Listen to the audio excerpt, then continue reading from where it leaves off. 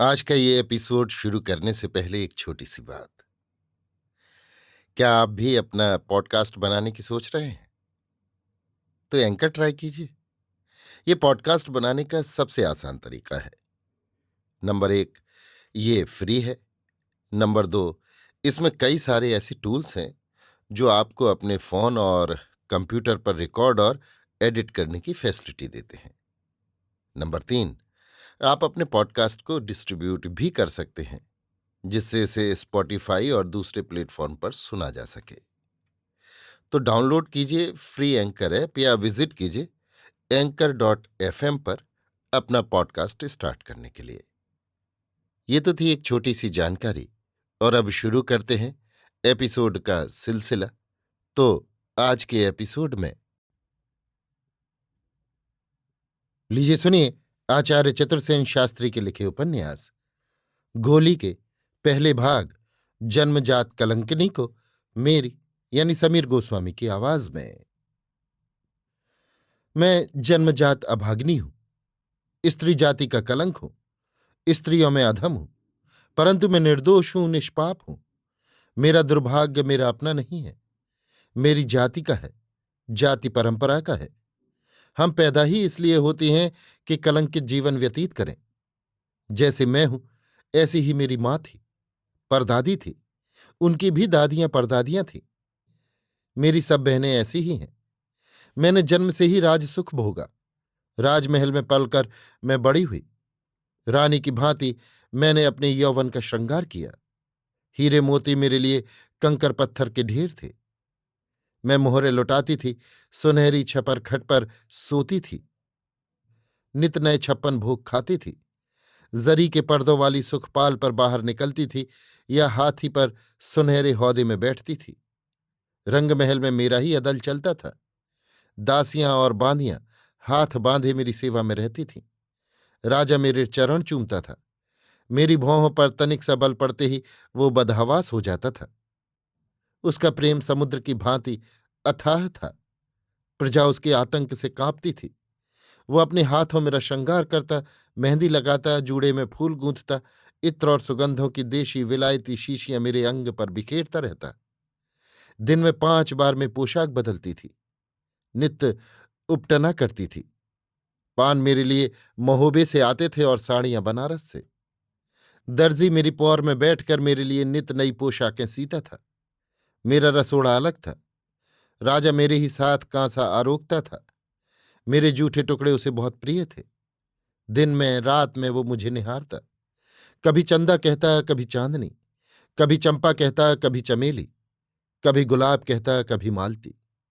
उसकी उपमाएं कभी कभी फूहड़ हो जाती थीं, पर इसकी उसे चिंता न थी। कल मुहे विधाता ने मुझे जो ये जला रूप दिया, वो उस रूप का दीवाना था, प्रेमी पतंगा था। एक ओर उसका इतना बड़ा राजपाट, और दूसरी ओर वो स्वयं भी मेरे चरण की इस कनी अंगुली के नाखून पर न्यौछावर था। उससे मुझे 5 संतानें हुईं, 3 लड़कियां और 2 लड़के। लड़कियां सब मेरी जैसी उजागरी थीं और लड़के उसके अनुरूप। मेरी ये 5 संतानें राजा ही की ओर से हुई, पर वो उनका पिता न था। पिता था मेरा पति, जिसका कर स्पर्श मैंने केवल एक बार, जब मैं 20 वर्ष की थी, विवाह मंडप में किया था। उसके बाद वो मेरी चाकरी में हाजिर रहा। पूरे 21 वर्ष जब तक मैं रंगमहल में रही, मेरा अंग स्पर्श करना उसके लिए अवैध था। मेरे पलंग और मेरी पोशाकों की सार संभाल करने की उसकी नौकरी थी। वो नित्य ही मेरी सुख सेज को ताजे फूलों से सजाता था। हर बार मेरी नई पोशाक मेरी खिदमत में हाजिर करता और उतारी हुई को सहेज कर रखता। पर मेरी सेज पर वो अपनी अंगुली का भी स्पर्श नहीं कर सकता था। उस पर आरोहण करने का एकमात्र अधिकार था राजा का। राजा और मैं एक थाल में भोजन करते, उसमें बहुत सी जूठन बच रहती। जब तक हम खाते रहते, विविध भोज्य पदार्थ अटाले के लोग परसते रहते। परोसगारी कुछ खाने न खाने पर निर्भर न थी, ये रिवाज ही था। हमारा जूठन से भरा थाल मेरे पति का ही हिस्सा था। वो उसे ही मिलता था, जिसकी वो सदैव अटाले की बाहरी पौर पर आतुरता से प्रतीक्षा करता रहता था। हमारे शयन मंदिर के बाहर वो रात भर हाजिर रहकर पहरा देता था। अत्यंत विश्वसनीय ये काम उसे विश्वास पात्र समझकर ही सौंपा गया था। रात को 10 पलंग सेविकाएं हमारे शयन मंदिर में हाजिर रहती थीं। हमारी आवश्यकताओं की सूचनाएं वे उसे देती। कभी दारू की आवश्यकता होती, कभी झारी का पानी चुक जाता, कभी पानों की जरूरत पड़ती। ये सब सेवाएं वही करता था। वो एक सुंदर, तरुण, भावुक और प्रेमी पुरुष था। उसकी आंखें मेरे लिए प्यासी थीं, शरीर मेरे लिए भूखा था। उसकी भूख और प्यास मेरी आंखों से ओझल न थी। राजा के जर्जर और रोगी तथा घावों से भरे हुए शरीर की अपेक्षा उसकी जवानी का भरा पूरा गठीला परिश्रमी शरीर मेरे लिए कम लोभ की वस्तु न थी।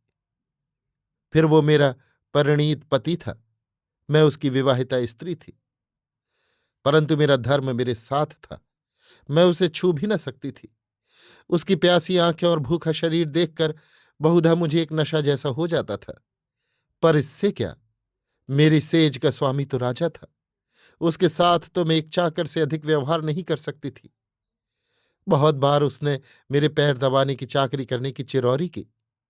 वो इसी बहाने मेरे शरीर को छूने का सुख लूटना चाह रहा था, पर मैंने स्वीकार न किया। कुछ अपने धर्म के भय से और कुछ इस भय से कि मेरा मन कहीं डिग न जाए। पर मैं उस पर कृपा बहुत करती। हमारा जूठा थाल तो उसे नित्य मिलता ही था। राजा के सब उतारे हुए वस्त्र भी मैं उसे दे देती, रंगमहल की रद्दी और फालतू चीजें भी। उन सब से उसने अपना घर सजाया था और उस सजे हुए घर का उसे बहुत गर्व था। उसने बहुत बार चिरौरी की कि एक बार मैं उसके घर को अपने चरणों से पवित्र करूं, पर 21 वर्ष तक भी उसकी इच्छा मैं पूर्ण न कर सकी। अलबत्ता बच्चे सब उसी के पास रहते थे। उनकी पूरी सार संभाल उसी पर थी। वो उनका पिता था।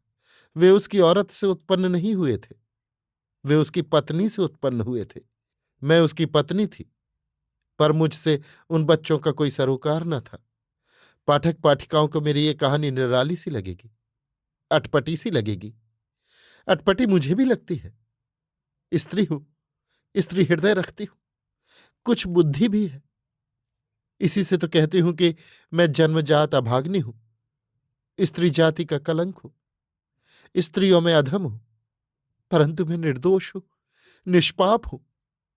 मेरा दुर्भाग्य मेरा अपना नहीं है, मेरी जाति का है, जाति परंपरा का है, क्योंकि मैं गोली हूं। अभी आप सुन रहे थे आचार्य चतुर्सेन शास्त्री के लिखे उपन्यास गोली के पहले भाग जन्मजात कलंकनी को मेरी यानी समीर गोस्वामी की आवाज में।